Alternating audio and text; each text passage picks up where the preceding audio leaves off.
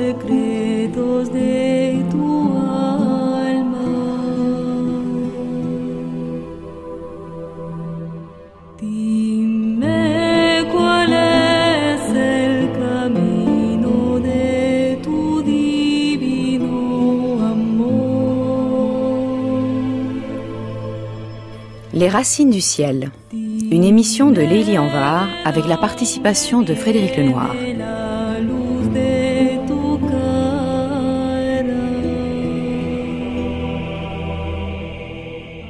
Réalisé par Clotilde Pivin, préparé par Thierry Beauchamp, avec aujourd'hui à la prise de son Pierrick Charles.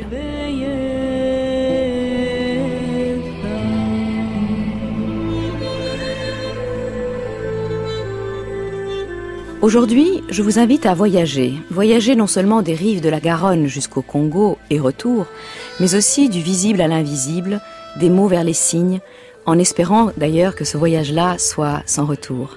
Ce cheminement, nous allons le faire en compagnie de Gabriel Okoundji, poète de langue française d'origine congolaise. Bonjour Gabriel Okoundji. Bonjour.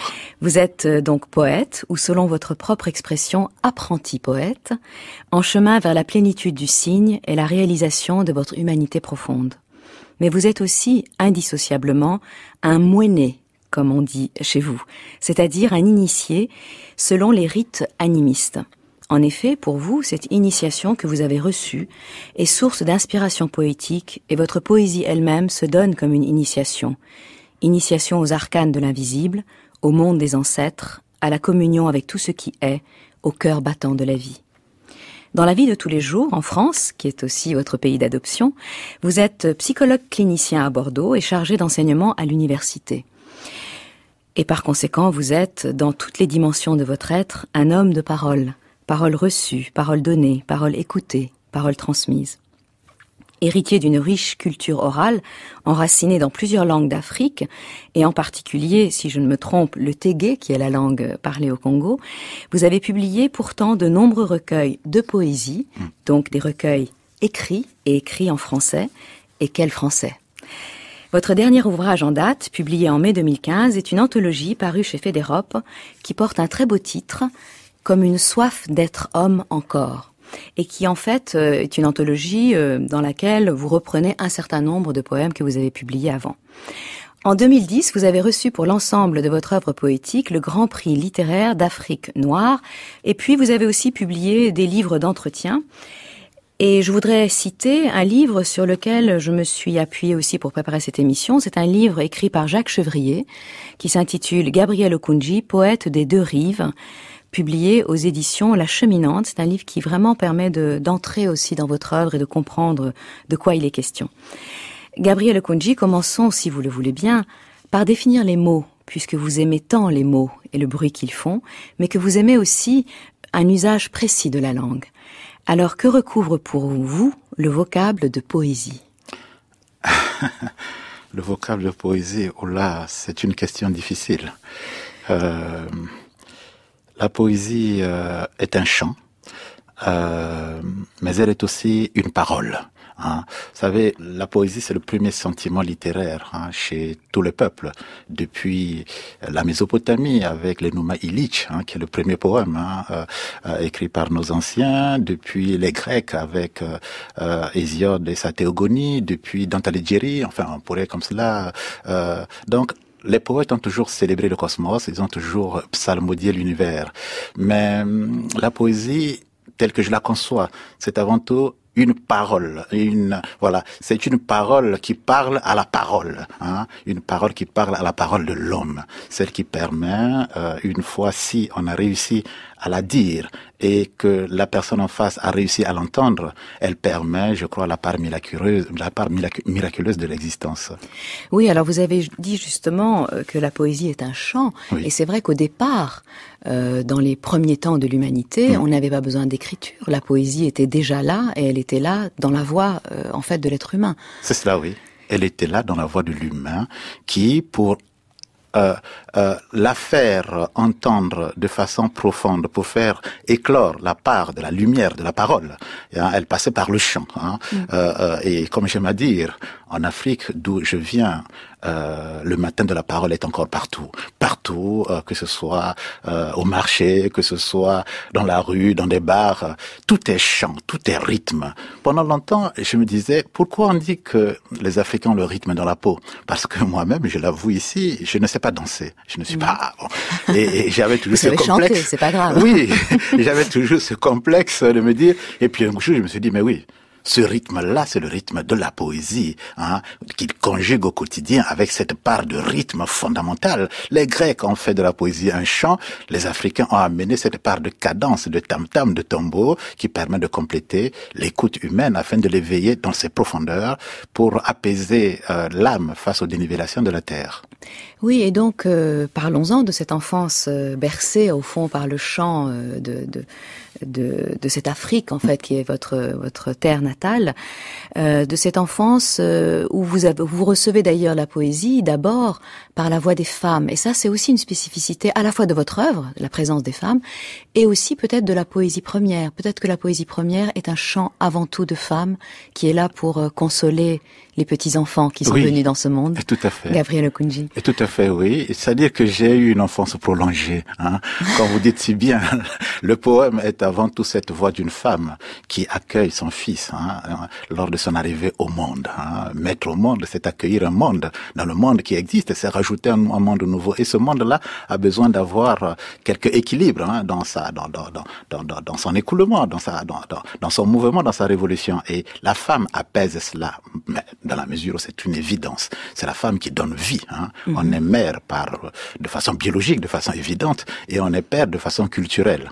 Donc, moi, pour ma part, étant issu d'une société matrilinéaire, j'ai eu la chance de bénéficier de cet environnement féminin, et les femmes qui étaient de mon entourage étaient soit des grandes pleureuses, soit des grandes conteuses. Et cela m'a beaucoup... j'ai toujours dit, c'est la première richesse que j'ai reçue, et ça sera peut-être la seule que je recevrai de toute ma vie, c'est qu'au travers de ces pleurs, à l'époque on pleurait énormément les disparus, au travers de ces contes, ils ont vaticiné, ils ont injecté dans ma peau la part de l'émotion nécessaire qui permet d'entendre l'autre, qui permet d'apprécier la bonté, non pas la beauté, mais la bonté de l'univers dans ce qu'elle nous offre au quotidien. Elles m'ont transmis ça. Quelle belle richesse, n'est-ce pas? Oui, bien sûr. Et alors, le psychologue que vous êtes, d'ailleurs, peut-être peut connecter ça aussi à ce qu'on dit maintenant aujourd'hui. C'est l'idée que l'enfant, même dans le ventre de sa mère, au fond, il entend cette voix, il entend ce cœur battre, et que beaucoup des problèmes qu'on peut rencontrer plus tard, c'est peut-être de pas réussir, que la mère elle-même n'arrive pas à connecter avec son enfant de manière à lui transmettre d'abord et avant tout un rythme. C'est vrai que j'entends beaucoup maintenant en psychologie moderne l'idée que ce rythme cardiaque de la mère est tout à fait fondamental dans la construction, en fait, de la psychologie de l'enfant. Tout à fait. Il est fondamental. Mais que la mère n'arrive pas à le transmettre, c'est pas du fait de la mère elle-même. Tout dépend de la disponibilité dans l'environnement dans lequel elle se retrouve. Mais de façon, je dirais, réflexe, toute femme en état d'attendre un enfant s'efforce d'elle-même, parce que il en va de cet instinct vital de transmettre cette part de la vie. Chaque femme a dû transmettre à son enfant la part qui était de sa disponibilité d'être au monde.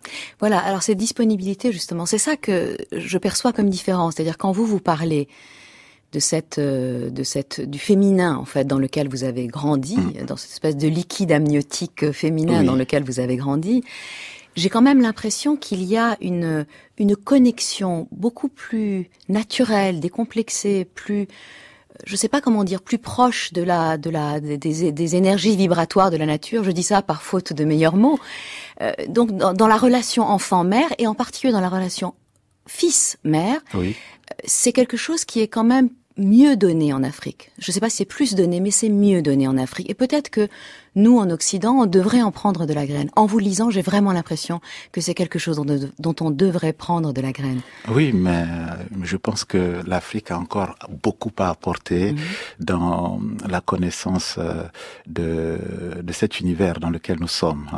Non pas un apport de manière mathématique ou scientifique, mais cette part fondamentale de l'émotion, de la vie en proximité avec l'environnement qui nous entoure, hein, parce que même si aujourd'hui, bon, par l'effet de la mondialisation, mais il y a encore cette vigilance, hein, d'apprendre à vivre en harmonie avec le monde, hein, sans chercher toujours à le dominer. L'Afrique a encore à apporter, oui. Beaucoup encore à nous apporter. En tout cas, en vous lisant, on en est absolument convaincu. Merci en tout cas. Alors revenons à cette enfance et à la part du féminin dans votre éducation, puisque ce que vous appelez votre initiation oui. Au monde poétique oui. commence, alors effectivement dans cette ambiance générale ou de rythme, comme vous l'avez dit, africaine. Précisons que vous êtes né au Congo, c'est ça? Oui. Donc, mais vous l'avez reçu quand même plus particulièrement cette éducation. Vous dites cette élévation, vous oui. employez ce mot, de la part d'une femme particulière qui était votre tante-mère. Et vous allez peut-être nous expliquer d'ailleurs ce que ça veut dire, une tante-mère. Alors, parce que le mot tante-mère, je suis obligé de l'écrire pour que le lecteur qui n'est pas de ma sphère, de mon cénacle culturel, puisse comprendre. Parce qu'il n'y a pas le mot tante en Afrique. Toutes sont des mères. D'accord. Voilà. Toute femme dans la famille, c'est-à-dire toutes les sœurs de ma mère sont mes mères à part entière. Il n'y a pas vraiment de différence à faire entre... Et je vous confie aussi que mon père avait 2 femmes. D'accord. Et ces femmes-là étaient toutes 2 nos mamans. C'était ma maman. Ce n'est que beaucoup plus tard que l'on arrive à faire la différence entre la mère biologique et l'autre mère. Mais aucune de ces femmes ne se leverait un matin en disant « ça, c'est mes vrais enfants ». Et donc, mes tantes, quand je dis tantes, en fait, c'était mes mamans. Hein. L'enfant, et même au-delà même du petit groupe familial, l'enfant appartient à la communauté tout entière. Hein. Donc, on a plusieurs mamans comme ça. Il n'y a pas cette vision nucléaire de la famille. Hein. La famille est très étendue. Déjà, donc, il y a des mamans au sein de la famille qui est la plus proche de la famille de sang. Il y a des mamans du quartier, il y a des mamans du village, il y a des mamans de la terre, enfin, ainsi de suite. Donc, le mot tante n'existe pas dans nos parlers. Voilà pourquoi je parle souvent, en citant Ampélie, de tante-mère. Donc, revenons à votre tante-mère, qui est si importante, oui. donc, qui porte le nom d'Ampélie et que oui. vous célébrez sans cesse comme étant vraiment...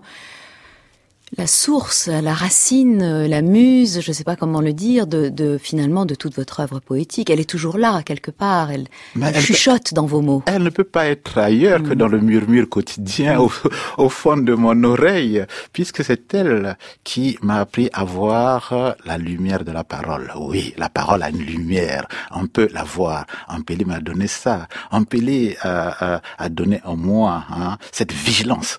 Et surtout, elle m'a enseigné cette humilité aimante d'être dans la vie. Elle avait la fonction de conteuse. Elle avait la fonction de conteuse et le soir, donc, elle réunissait les quelques enfants qui étaient là et on écoutait le conte. C'était miraculeux. On ne retenait même pas ce qui s'était dit, mais ce qui restait, c'est quoi? C'est ces bulles d'émotion qu'elle avait déposées dans nos cerveaux et quand on allait dormir, on avait grandi un tout petit peu. Donc, avoir vu cette part de la lumière d'Ampélie m'a permis tout simplement de garder mon innocence, d'être au monde. Souvent, on me dit, oui, tu es quelquefois d'une innocence. Et je dis, mais oui, mais la vie elle-même est une succession d'innocence, hein. Et que, mais après, elle m'a apporté ça. Elle m'a apporté donc déjà cette part-là qui m'a permis peut-être d'appréhender le champ de la poésie. Parce que la poésie n'est que ça, hein, cette part de lumière reçue du cosmos. C'est pas pour rien que les premiers poètes ont célébré le cosmos, ont chanté le...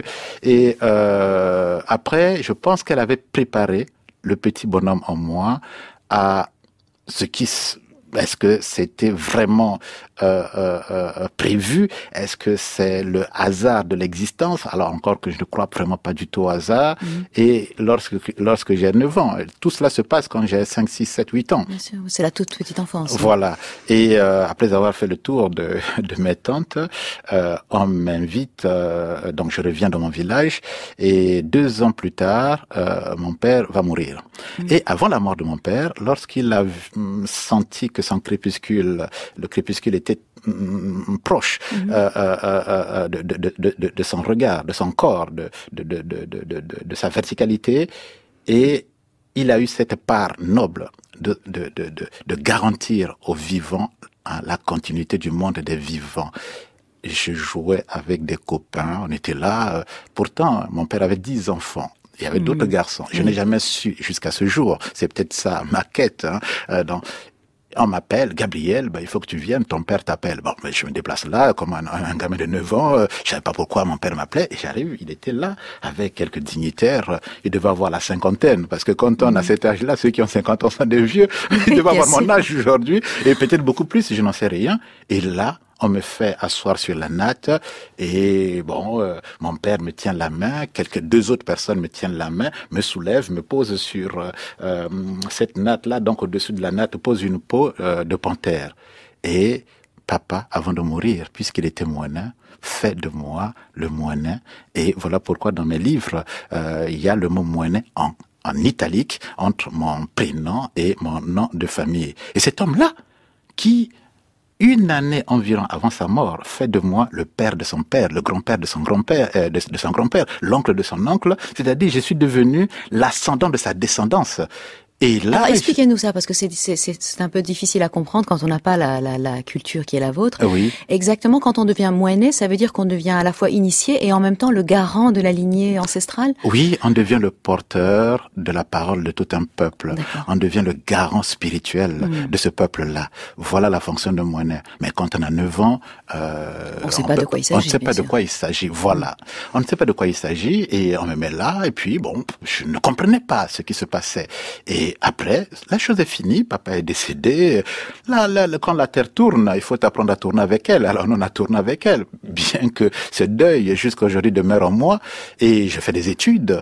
Et c'est lorsque j'arrive sur le campus de Bordeaux, j'avais été orienté par l'État congolais pour faire des études de médecine, que je découvre la poésie telle qu'elle devait se pratiquer. Au Congo, bien sûr, on était élevé, porté par le tambour d'Aimé Césaire, de tous les poètes de la négritude, des poètes congolais aussi qui s'exerçaient, mais tous les autres poètes, les poètes surréalistes, parce que ma poésie, elle est née de là, de cette avalanche.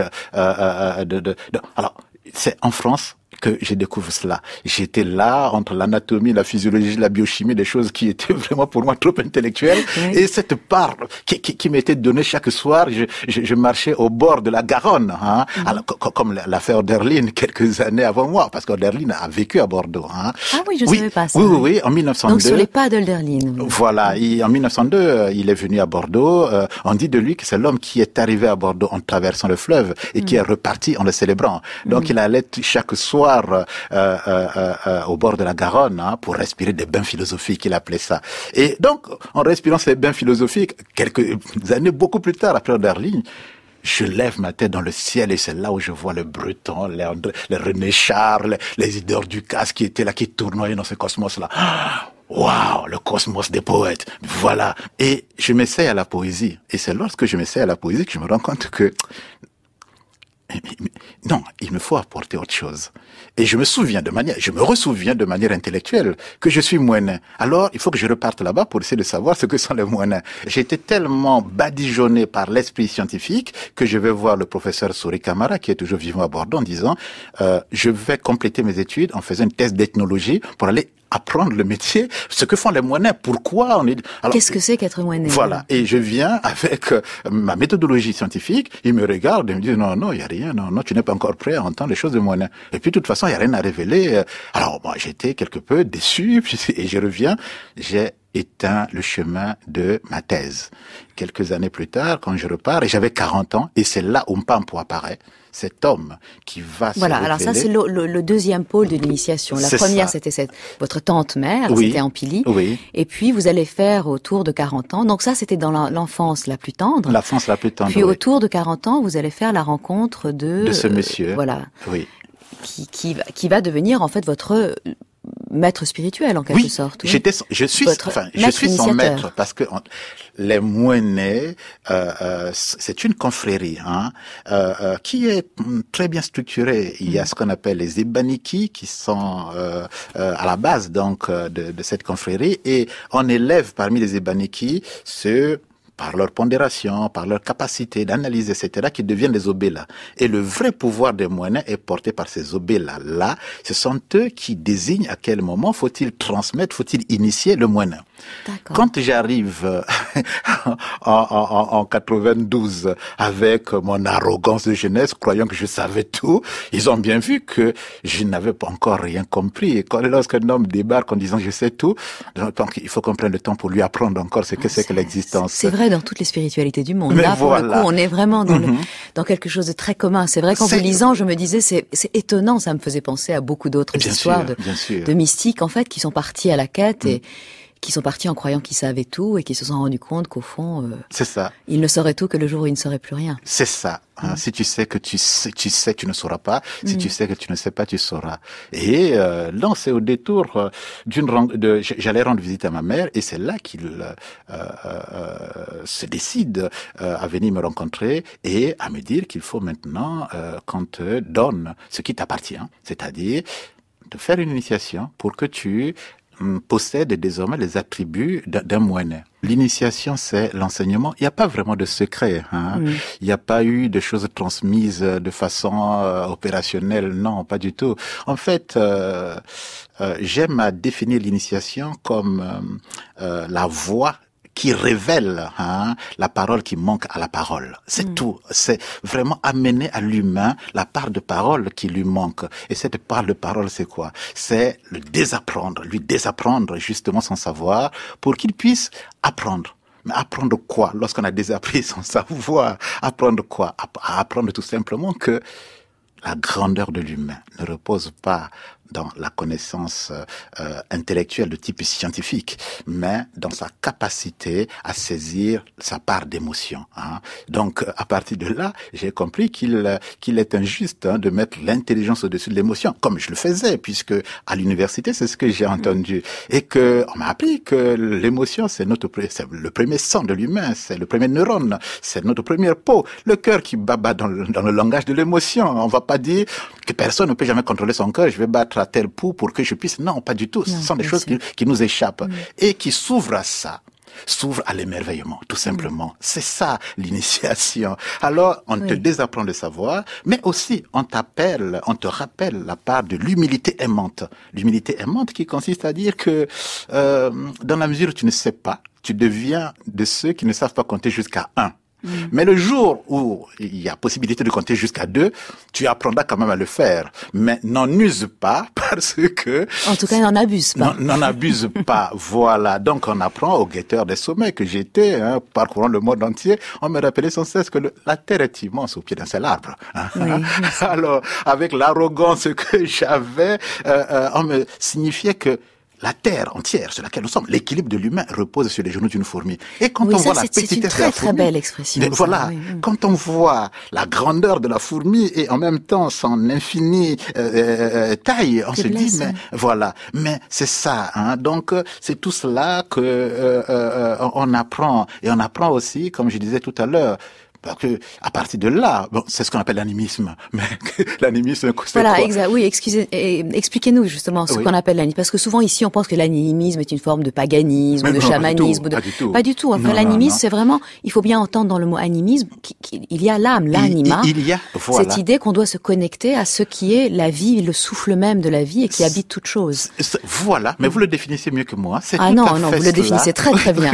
Et dans vos notes et dans vos poèmes. Donc la vie qui habite toute chose et le sachant désormais, entre moi, homme, entre l'arbre qui est là dans ma parcelle ou pas très loin dans la forêt, entre l'animal que je tue nous avons le même sang, nous avons les mêmes atomes, et que par conséquent, avant de sacrifier une vie, on doit, bien sûr, il faut le faire, mais avant de le faire, prendre conscience que nous sacrifions une part de la vie. C'est ça, tout simplement, l'animisme. C'est apprendre à vivre en harmonie avec le monde qui nous entoure, surtout sans chercher à le dominer. C'est ça. Et aussi, j'aime à dire, quand tu vois les débats qu'on a aujourd'hui, je dis oui, si l'homme aujourd'hui peine à vivre son humanité, c'est parce que justement, il a oublié l'essentiel de ce que Jacotet a appelé le Dieu perdu dans l'herbe, le Dieu égaré dans l'herbe. C'est cela, l'animisme.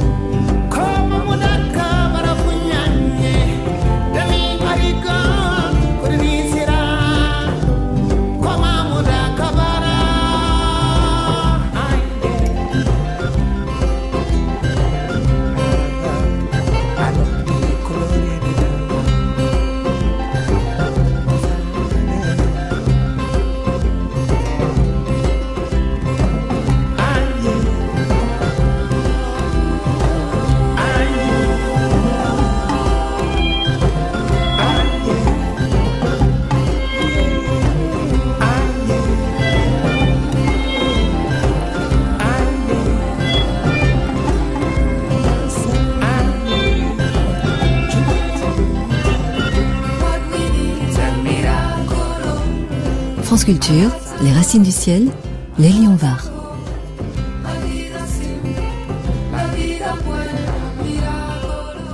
Donc revenons à ce papa Pampou donc, Oui. qui vous a initié. Et d'une certaine façon, c'est après cette initiation que véritablement, si j'ai bien compris, vous entrez en poésie, en tout cas que vous trouvez votre voix, C'est cela. VOIX, Oui. en matière poétique. Oui. C'est là que vous devenez en tout cas ce que vous appelez un apprenti poète. Et C'est d'un ça. coup, c'est pour donner voix à ces voix de votre enfance et de votre initiation. Vous m'avez Gabriel vraiment Okoundji. lu en profondeur, oui. Ah, mais je vous ai C'est lu tout avec à- surtout un immense plaisir. En tout Vraiment, cas, je me merci, suis plongée avec grand plaisir dans votre travail, oui. Oui, mais dans la mesure où Mpampo me fait asseoir, m'apprend que nous naissons une fois et que nous mourons deux fois, m'apprend que ma part de la mémoire empruntée avait trop pris le pas sur ma mémoire originelle, parce que nous avons deux mémoires, nous qui avons vécu dans l'entre-deux cultures. Il y a la première mémoire, celle qui nous permet justement d'entendre ce chant de la mer, ce chant de la mer qui plus tard va nous permettre d'apprécier le lever du soleil, le chant de l'oiseau, toute la beauté qui nous environne, on le nomme. C'est cette part de mémoire qui nous... et plus tard, parce qu'on va faire des études, et c'est la mémoire seconde qui nous permet de faire la géographie, les mathématiques, etc., qui nous permet de partager avec le reste du monde. Mais seulement petit à petit, parce que la seconde mémoire a une sorte comme cela d'emprise sur la première, qu'elle finit par l'obscurcir. Et Mpampo m'a révélé qu'il me fallait que je garde encore cette part, la mémoire originelle, et ayant pris conscience de ça, Mpampo, quand il m'apprend justement que le chemin de la vie va de la naissance jusqu'à la mort, il m'a dit, jusqu'avant la rencontre de Mpampo, je disais toujours tout le chemin mène à Rome. Et c'est Mpampo qui, au travers de ses chants, de ses proverbes, m'a appris que non, tout le chemin ne mène pas à Rome. Rome n'est qu'une escale, donc les escales. C'est l'anagramme de mort, d'ailleurs. Voilà, c'est ça, c'est ça. Tout le chemin mène à la mort, mais avant la mort, il y a la vie qu'il nous faut célébrer, même si on ne sait pas ce qu'est la vie. Vous avez écrit, en fait, un très beau dialogue entre Ampili et Pampou. C'est dans un livre qui s'intitule Stèle du point du jour, dialogue d'Ampili et Pampou.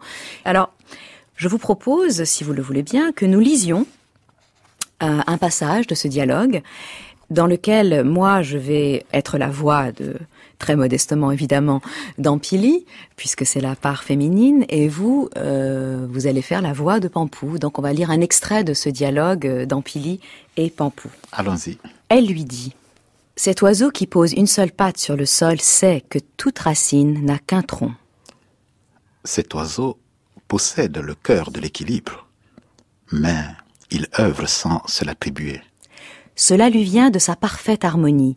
Qui connaît l'harmonie méconnaît l'arrogance. Qu'est-ce donc l'harmonie? Où est sa demeure? L'harmonie est la source qui se révèle à la racine de l'être. Elle ne s'apprend pas, elle ne se découvre dans aucun mot de la langue. Les initiés le savent. Dis-moi, Ampili, qu'est-ce donc l'initiation? L'initiation est la voix qui révèle la parole qui manque à la parole. Est-il vrai que nul n'a besoin d'initiation pour être homme? Pour qui désire vivre, tout est lisible. La nuit se dit, le jour se dit, le vent se dit, le tonnerre se dit, le silence se dit. L'initiation ne promeut aucun mortel hors de l'espace des mortels. Qu'y a-t-il au-delà de l'initiation? Rien qui ne soit étranger aux non-initiés. Les initiés le savent. Pampou, la vie est faite pour qu'on la médite au jaillissement du chant des pleureuses. Mère Ampili, n'est-ce pas pour elle-même, et non pour les autres, que les pleureuses se dévouent dans la complainte des larmes? Ah, Pampou, qui dira le chant des pleureuses comme il convient? Je l'ignore. Mais il est dit, les pleurs abreuvent la graine de la destinée. Pampou, écoute ma voix. Le chant des pleureuses est infiniment proche du cœur de qui sait l'entendre. Mère Ampili, le souffle de ta parole ne désavoue pas l'écoute. Alors, Gabriel Okoundji, j'aimerais que vous nous expliquiez plus avant ce que vous entendez par l'importance des pleurs, ce qu'elle vous a transmis sur l'importance des pleurs. Parce que dans votre poésie, il y a beaucoup de joie, Il y a Oui. beaucoup de cette sensation d'être uni avec la nature, le cosmos. Il y a une sorte de joie pure, en fait, simplement d'être et de vivre, de participer à la vie. Mais il y a aussi cette dimension des pleurs. Sans cesse, vous parlez de cette voix qui est pleurs et du fait que les pleurs sont initiation. Qu'entendez-vous par là? Alors, les pleurs sont initiation parce que dans ma sphère culturelle, la mort n'est qu'un passage d'un contenant de la vie à un autre. Hein. D'ailleurs, dans le mot, dans ma langue, en lingala par exemple, le mot deuil et fête, c'est le même mot qu'on utilise. Voilà. Donc, ces pleurs célébrer à la fois cette part du manque de l'homme qui vient de partir, mais pour que l'homme mûrisse, il faut qu'il meure. Hein. La mort, surtout d'un homme qui arrive à un certain âge, ne gâte pas la mort, bien au contraire. Mais en même temps, c'est une épreuve, puisqu'on a perdu l'humain. Et ces pleurs-là, lorsque je parle des pleurs, surtout dans mes derniers poèmes, je fais souvent référence justement à cette part du monde invisible et du monde visible, hein, puisque mourir, c'est quitter le monde visible pour aller vers le monde invisible. Et en fait, un jour, je découvre, mais je le savais, mais on redécouvre toujours des choses, que chez nous, dans pratiquement beaucoup de langues de chez moi, on ne dit pas que le coq chante, on dit les coqs pleurent. Je me dis, mais pourquoi? C'était tellement si évident, c'est tellement facile. Ils sont pas si idiots que ça. Pourquoi ils n'ont pas dit, les coqs chantent comme on chante? Voilà. En fait, ils ont bien compris que les coqs pleurent le déshonneur, hein, des ténèbres qui sont en train de tomber, hein, pour que germe l'aube, et avec lui la part de soleil, et avec lui la part de l'interrogation nouvelle. Parce que je l'ai écrit, je crois, au Matin de la Parole, que la vie n'est pas un don, hein, elle est une offrande qui chaque matin renouvelle ses énigmes afin que nul humain ne puisse la conquérir entièrement. Donc le pleur des coqs, hein, tôt le matin, n'est pas quelque chose de fortuit. Il réinterroge justement la capacité de l'homme à pouvoir porter le jour qui va arriver, à pouvoir se garantir de la lumière et de la joie, mais aussi des autres états du vivant, hein, que sont la douleur, que sont l'étonnement, que sont l'échec, que sont la réussite, tout cela à la fois. Hein. Donc, ce pleur-là, c'est juste je dirais, c'est la traversée de l'atmosphère, hein, entre deux univers. Oui, et est-ce que c'est pas aussi le fait que une certaine forme de douleur est nécessaire au fait que le chant devienne possible en réalité? Oui. Parce qu'on a quand même le sentiment, peut-être que, alors vous-même vous posez la question, vous dites je ne sais pas ce que je serais devenue si j'étais restée au Congo, bien sûr. Mais on a quand même le sentiment très puissant en vous lisant que c'est parce que vous êtes dans une terre d'exil que d'un coup vous pouvez devenir le poète que vous êtes et le poète africain que vous êtes. Étrangement, c'est dans le pleur de l'exil que cette chose qui est si profondément sédimentée en vous peut rejaillir. Peut-être que si vous étiez resté dans la matrice, ça aurait été beaucoup trop confortable et vous n'auriez pas trouvé les mots pour le dire. Très certainement, c'est vraisemblable.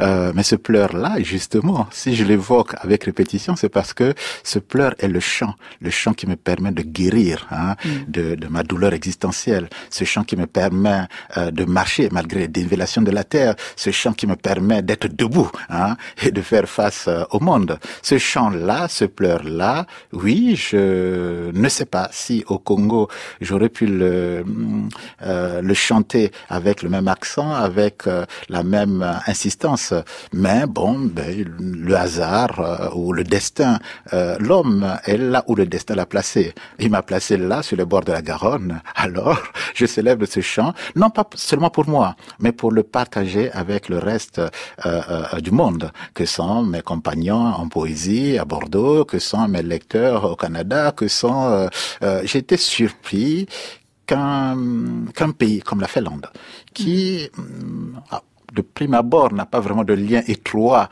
avec la culture africaine, que ce soit ce pays-là qui m'ait publié, c'est-à-dire que je suis le premier auteur africain, tout genre confondu, à être traduit en volume en finnois. Alors j'étais surpris quand j'étais là-bas, et pourtant ce que j'ai écrit, en fait c'est parce que ce chant-là, ils m'ont dit le Kalevala, mais en tout cas, il a été structuré sur les mêmes préoccupations qui sont les tiennes. Le Kalevala en finnois, oui. Voilà, le Kalevala qui la grande saga. voilà, c'est ça, oui. Oui, oui. En vous lisant, on peut pas s'empêcher d'y penser. C'est-à-dire qu'en fait, c'est quelque chose de très profondément universel, en fait, que vous partagez. Et ce qui est en même temps très beau, et à mon sens très juste, et c'est pour ça que ça touche, je crois, et que vous êtes apprécié dans des endroits un peu inattendus peut-être, c'est que en même temps vous êtes profondément enraciné, c'est-à-dire vous êtes complètement universel par les fruits de votre chant justement, mais vous êtes très profondément enraciné dans une culture. Et c'est impossible d'être universel si on n'est pas enraciné. C'est aussi un des enseignements, je crois, que vous avez donné en Pili. Tout à fait cela. Gabriel Okoundji. Tout à fait cela. Je pense qu'il faut prendre l'exemple par rapport à l'arbre. L'arbre n'étend son branchage à l'infini avec vigueur, que lorsqu'il a profondément enfoncé sa racine. Mais si je n'avais pas ça, qu'allais-je donner au reste du monde? Parce que quand on parle du monde, le monde c'est quoi? C'est une construction. Mais le monde part d'abord du local, de ce que moi, le maigre champ que j'ai ramassé sur cette portion de terre, que j'additionne avec un champ qui vient d'une autre terre, etc., pour former justement la part de l'équilibre du vivant. Et vous dites aussi que la poésie est peut-être la forme la plus aboutie de la résistance. Oui. Qu'entendez-vous par là? De l'insistance à la vie. De la résistance à la vie? De l'insistance. De l'insistance, oui, aussi oui. Résistance, oui. Mais aussi insistance. C'est alors, ça, oui, en quoi c'est une résistance? En quoi c'est une insistance? Et à quoi vous nous invitez en nous disant ça? J'invite justement le lecteur à prendre conscience que la vie n'est douloureuse qu'aux frontières externes de la poésie et que partout, dans n'importe quel genre littéraire, l'homme a besoin de deux sources de lumière. Hein. Il a besoin du soleil qui l'éclaire. Hein. Bon, plus tard des néons qui composent ce studio, mais peu importe. Il a besoin de cette part de la lumière du soleil, mais il a aussi besoin de la part de lumière qui ne s'arrête pas aux dimensions du cosmos, mais qui va plus loin pour atteindre l'âme.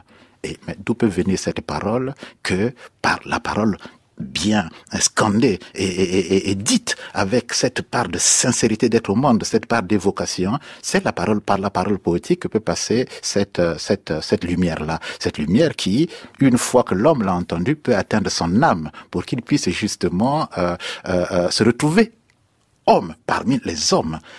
Il n'y a que par la poésie que l'homme, une fois le verbe entendu, peut se dire oui, je me garantis de ma part d'être homme encore. Je continue mon chemin malgré tout, malgré le... Non, mais moi je pense à ce poème à ce texte de Paul Claudel où Sébès Vaudor, oui. où Sébès demande à son frère, Sébès Morin demande à son frère, donne-moi la lumière. Pourtant, ils étaient en plein jour. Donne-moi la lumière, donne-moi la lumière. Et cette lumière-là, c'était laquelle? C'était la lumière de la parole, qui l'aurait aidé peut-être à prolonger ses jours. Mais cette lumière n'arrivant pas, Sébès décède. Hein? Donc, l'homme a besoin de cette part de lumière nécessaire, et cette part ne peut passer que par le chant poétique. Alors, puisque vous parlez de lumière qui doit advenir dans les ténèbres, Gabriel Okoundji, est-ce que vous nous feriez le plaisir de nous lire puisque vous êtes aussi un diseur de poésie, vous n'êtes oui. pas qu'un écrivain de poésie, donc de nous lire les pages 88 et 89 de votre anthologie comme une soif d'être homme encore, où on va retrouver les thèmes de ce dont vous venez de nous parler. Il fait noir. L'obscurité impose au regard un paysage en perles de ténèbres. Le chaos, en pleine transe, savoure le bonheur de faire feu de tout destin. Il fait noir quand ce n'est pas encore la nuit noire et les ténèbres n'y sont pour rien. Qui n'a pas entendu la parole ne connaît pas la parole. Tu es un homme. Tu t'appelles Mamonome Heda. Une âme immense en toi respire l'amour du don de ton père. Ne t'obstine pas à tendre la main dans le flot des langueurs impalpables.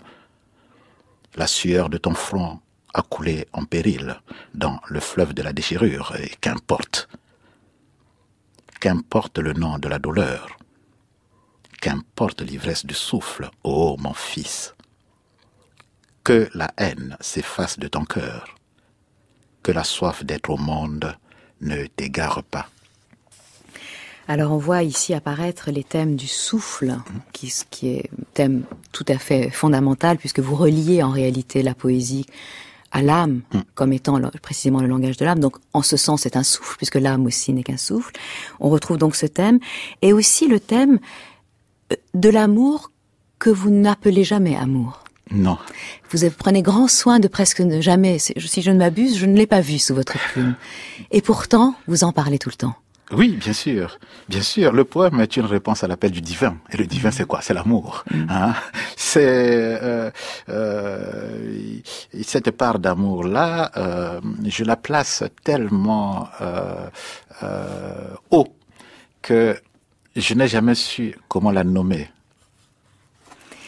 Alors justement, puisque vous avez parlé de divin et que nous parlons d'amour, on a beaucoup parlé de vos racines animistes, de cette part de culture africaine, mais je constate que votre prénom, Gabriel, est un prénom parfaitement chrétien, de même que le prénom de vos mères, je dis bien de vos mères, parce que elles sont plusieurs, ou de votre père. Donc vous avez aussi une part, un pied dans le christianisme, ou c'est juste par tradition qu'on vous donne des noms français? J'ai un pied dans tous, c'est-à-dire que le christianisme, le bouddhisme, je sais pas moi, la religion musulmane, tout cela, ça fait partie de l'héritage humain que nous avons tous d'une manière ou d'une autre. Après, c'est une question de non, en fait, l'explication est toute simple. Je suis d'une région du Congo qui a eu une pénétration étrangère très tard. Le nord du Congo, d'où je viens, était une région très inaccessible. Et donc, le christianisme est arrivé parce que tout cela, c'est avec... mon père... donc bien qu'étant moineau, et quand il arrive au village, dans la mesure où il avait fait quelques petits travaux à Brazzaville, il avait vu un peu ce qui se passait là-bas. Donc quand il arrive au village, il était celui qui avait une vision beaucoup plus ouverte que les autres. Donc il a proposé qu'on fasse des tontines, il a proposé que les paysans devaient s'entraider pour faire des champs qui soient beaucoup plus étendus, il a proposé que les enfants, à partir au moment où il est arrivé dans le village, ne pouvaient plus avoir des actes de naissance nés verts. Donc, il prenait le charbon, mentionnait sur la case, cet enfant naît tel jour pour que le facteur, parce qu'à l'époque c'était comme ça, le facteur qui passait tous les 2-3 mois recueille les actes de naissance. Et le prêtre, quand il est arrivé au village, c'est abondamment appuyé sur mon père pour mieux faire appel à ses ouailles. Et pourtant, il était moineau. Et moi, bien sûr. Mais bien sûr, mais parce que nous, on était à la fois animistes, chrétiens. J'ai été baptisé, et dans la mesure où papa était vraiment le représentant du prêtre, gare à qui ne serait pas baptisé. À l'époque, avant le baptême, il fallait savoir par cœur les 10 commandements. J'ai fait tout ça, j'étais enfant de cœur, je scandais. Mais c'est lorsque, beaucoup plus tard, après, il y a eu le communisme qui est arrivé au Congo, et je me retrouve sur le campus de Bordeaux, je refais ce chemin à l'envers. Cet élève scientifique je repars à Brazzaville, j'étais marxiste, léniniste, je repars au village, j'étais catholique. Voilà. Et donc, je me retrouve là, comme dirait Kabir, je ne sais pas de quelle façon Dieu est en moi, Je ne sais pas de quelle façon Dieu m'habite. Kabir pose cette interrogation. Et Gandhi n'hésite pas. Qu'est-ce qu'il dit? Il est à la fois, musulman, bouddhiste, Gandhi était tout ça à la fois, hindou, tout ça. Et donc, moi, je pense qu'effectivement, alors, je n'ai jamais compris très bien le mot syncrétisme. Je parle d'écuménisme pour retrouver l'unité de l'humain. Je suis tout cela à la fois. Oui. Et c'est ça que l'on ressent, en fait, en vous lisant. C'est-à-dire qu'on se dit, non, en fait, évidemment, c'est très enraciné, et en même temps, ça parle à tout le monde. C'est-à-dire, ça me parle à moi, ça me parle à, vraiment, ça, et on retrouve le langage de toutes ces spiritualités que nous traitons tous les dimanches, aux Racines du Ciel. C'est-à-dire qu'on retrouve vraiment des thématiques, qui traversent comme ça votre souffle, et qui sont particulièrement, qui prennent ici une sorte qui prennent les couleurs de l'Afrique, en fait, et c'est ça qui les rend aussi belles d'une certaine façon. Alors, Gabriel Okoundji, nous arrivons à la fin de cette émission avant d'avoir eu le temps de parler de quelqu'un qui vous tient beaucoup à cœur. Donc, nous allons le faire dans ces quelques minutes qui nous restent. Il s'agit d'Aimé Césaire. Quand on vous pose la question dans les différents entretiens que vous avez accordés des influences qui vous ont qui ont été importantes pour vous. Évidemment, vous citez beaucoup de poètes, beaucoup de poètes africains d'ailleurs dont nous ignorons jusqu'au nom ici, et c'est bien dommage. Mais vous mettez quand même au-dessus de tous Aimé Césaire. Oui. Alors, pourquoi ? Et puis après, on lira un poème de lui pour évoquer sa mémoire. Enfin, je vous dis pourquoi, je crois que je devine, mais c'est pour vous faire... Miguel Angel Arcueya avait écrit un bouquin qui s'appelait « 3 des 4 soleils », je crois. Et Césaire est le soleil parmi les soleils. Et vous savez, une lumière dans une lumière devient l'ombre d'elle-même. Et lorsque j'additionne tous les poètes que j'apprécie, qui sont tous... et apparaît Césaire, il y a un éblouissement total. Oui. Et c'est vrai que il faut que je partage avec vous une expérience très belle que j'ai eue il y a 3 ans de cela au Festival des musiques sacrées de Fès. Christiane Taubira, qui était encore ministre à cette époque-là, est venue nous donner une conférence sur Aimé Césaire. Et je dois vous dire, j'ai été absolument bouleversée. D'abord, elle connaît par cœur la totalité de l'œuvre des Césaire, et elle en a montré la très profonde spiritualité et le fait que précisément chez Césaire, d'un coup, le politique devient habité du souffle spirituel. Est-ce que vous êtes d'accord avec ça ? Tout à fait. C'était la force de l'homme.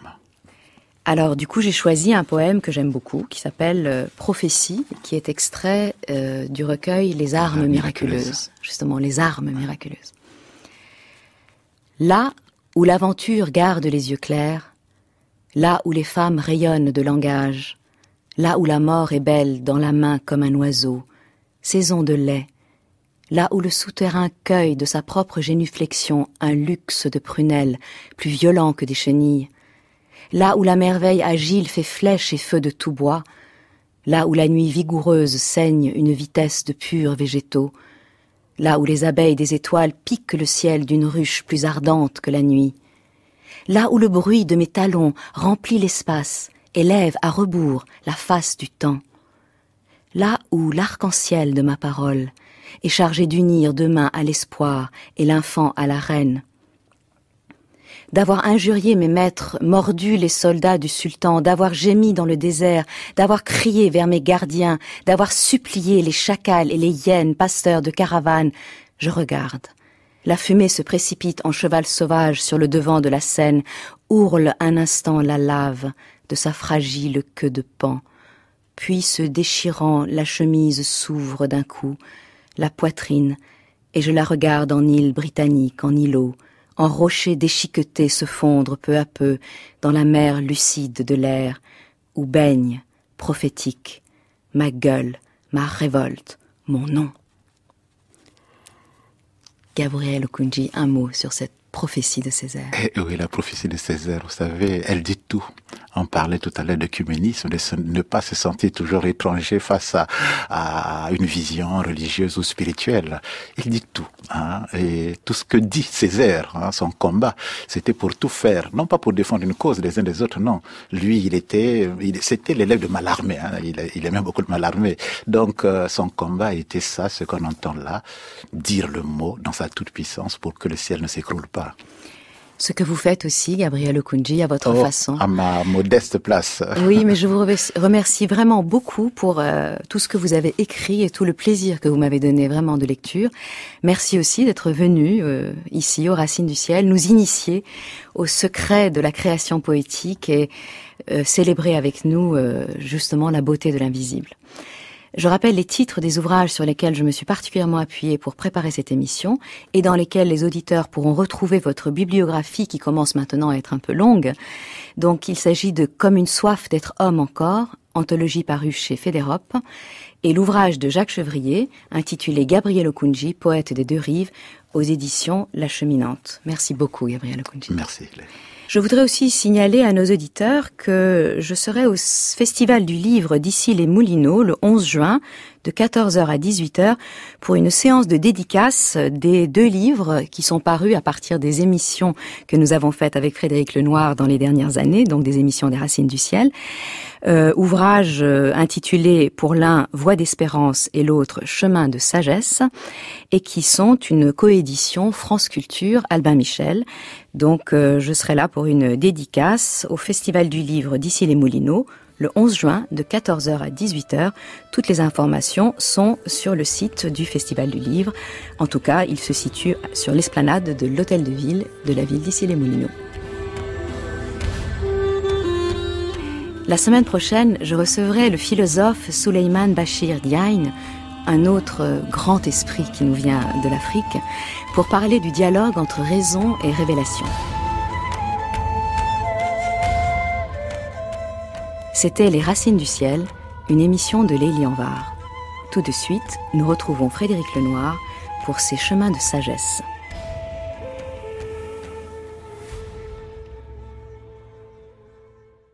Il y a une autre question que j'entends très souvent depuis quelques années où j'ai publié cet ouvrage sur le bonheur. On me dit, mais a-t-on le droit d'être heureux dans un monde malheureux ? Peut-on être heureux dans un monde où il y a autant de malheur ? Alors j'ai envie de répondre d'abord que le monde n'est peut-être pas aussi malheureux qu'on le perçoit. Pour deux raisons. D'abord, je pense que le monde a beaucoup progressé dans plein de domaines depuis par rapport au siècle précédent. On a fait des progrès considérables pour guérir des maladies. On ne meurt plus aujourd'hui d'une appendicite, d'une rage de dents, etc. Donc la souffrance a beaucoup diminué. On vit beaucoup plus longtemps et on vit mieux. On a un confort de vie qui permet effectivement d'enlever les tâches les plus difficiles. Par ailleurs, il y a beaucoup moins d'arbitraire, il y a beaucoup moins de tyrannie, de dictature qu'il y en avait au cours des siècles et des millénaires précédents. On voit une progrès de la conscience des droits humains. Donc il y a encore énormément de problèmes, beaucoup de choses à faire évoluer. Mais néanmoins, je pense que le monde est peut-être effectivement sur une voie quand même qui est une voie d'amélioration dans beaucoup de domaines importants. Pas dans tous, mais dans beaucoup de domaines importants. Par ailleurs, lorsqu'on dit qu'on vit dans un monde malheureux, on dit ça à travers le prisme des médias. Nous voyons effectivement qu'il y a des guerres civiles au Proche-Orient, nous voyons qu'il y a au Moyen-Orient, nous voyons qu'il y a des drames, du terrorisme, des famines, etc. Il faut savoir que les médias ne s'intéressent qu'à ce qui va pas. Et donc, on va pas médiatiser des gens qui vont bien. Or, dès qu'on voyage un petit peu, on s'aperçoit qu'il y a beaucoup de gens sur Terre qui vont très bien, y compris dans des pays pauvres. Moi, je voyage beaucoup en Asie, en Afrique et en Amérique du Sud et je me rends compte que partout, vous allez dans des petits villages, les gens ils ont juste de quoi vivre et ils sont très heureux. Ce qui fait que on ne peut pas dire qu'effectivement l'humanité globalement est malheureuse. Je pense exactement l'inverse. Je pense que l'humanité globalement est heureuse. Et d'ailleurs, il y a des enquêtes sociologiques qui ont été faites dans plus de 50 pays, des pays riches, des pays pauvres, dans tous les continents, qui montrent que l'indice de satisfaction de la vie est à plus de 70%. C'est-à-dire que globalement, les 2/3 des humains sont satisfaits de leur sort. Et ce sont souvent dans les pays occidentaux, et notamment en Europe, qu'on a le plus fort taux d'insatisfaction. Donc ça veut dire qu'il n'y a pas d'ailleurs de corrélation entre la richesse et le taux de satisfaction. Et ça montre aussi que nous avons une vue déformée parce que nous sommes, et notamment en France, un des pays les plus tristes, les plus pessimistes et les plus malheureux du monde. On est un des pays où il y a le plus de gens qui prennent des anxiolytiques et des antidépresseurs.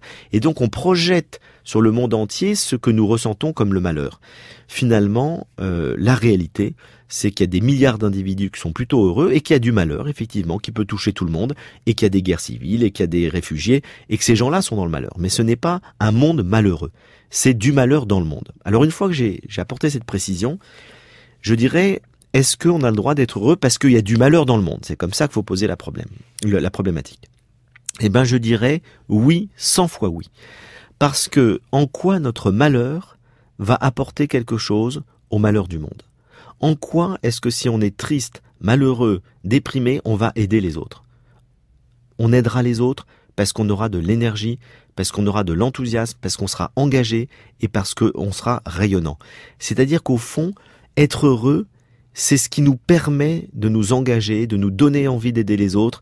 Très souvent, pas toujours bien sûr, mais très souvent le bonheur est contagieux. Il a quelque chose qui fait qu'on a envie d'irradier, qu'on a envie, la joie est communicative. Encore plus peut-être que le bonheur. La joie est communicative. Dès qu'on est joyeux, on a envie d'embrasser les autres, on a envie que les autres soient joyeux et on s'engage. Et il y a des études qui ont été faites, sociologiques aussi, qui montrent que souvent les gens les plus heureux sont les gens les plus engagés, c'est-à-dire les gens les plus altruistes. Donc il y a une corrélation très forte qui a été établie entre l'altruisme et le bonheur. Et dans les deux sens. C'est parce qu'on est altruiste qu'on est heureux et c'est parce qu'on est heureux qu'on est altruiste. Donc le bonheur est un engagement qui fait que il y a non seulement pas à se sentir coupable d'être heureux, mais c'est même presque je crois, je le dis de mémoire, je crois que c'est Camus qui disait que c'est un devoir d'être heureux. Parce qu'effectivement, l'épanouissement d'un individu apporte l'épanouissement de la collectivité. On s'aperçoit qu'il y a un lien fort entre l'individu et le collectif, et qu'effectivement, plus il y a des individus heureux sur Terre, plus le collectif s'améliore, plus il y a des sociétés épanouies, des sociétés heureuses, et l'inverse est vrai aussi d'ailleurs, puisque plus il y a des conditions collectives du vivre ensemble de qualité, plus ça rend les individus heureux. Donc on voit qu'il y a une corrélation très importante entre le bonheur individuel et le collectif. On a souvent misé plus sur le collectif, puisque au cours des siècles précédents, notamment à travers les Lumières, etc., ce qui était visé, c'était le progrès de l'humanité, et on considérait que le plus important, c'était que l'humanité progresse, et du coup, c'est ce qui rendrait les individus heureux, parce qu'il y aurait des structures sociales, parce qu'il y aurait des protections, parce qu'il y aurait de protection du travail, parce que c'est toutes les lois du travail, les lois sociales, qui a été le moteur de l'Europe et de l'Occident pour essayer de rendre la société plus juste, et donc secondairement les individus plus heureux. Et puis on s'aperçoit aujourd'hui que c'est plutôt l'inverse qui est recherché, c'est qu'on recherche surtout l'épanouissement individuel, et qu'on considère, ce qui est vrai aussi, les deux évidemment sont aussi vrais, on considère aussi que c'est parce qu'il y aura de plus en plus d'individus qui seront bien dans leur peau, qui seront épanouis, qui auront un sens à leur vie, qui seront à leur place dans la société, que il y aura effectivement un bien-être collectif qui va progresser. Et je crois qu'il ne faut pas opposer les deux sont justes. La société a besoin d'individus heureux, et effectivement, plus les conditions du bonheur sont possibles dans une société à travers l'éducation, les soins, etc., plus les individus peuvent avoir accès à cet épanouissement.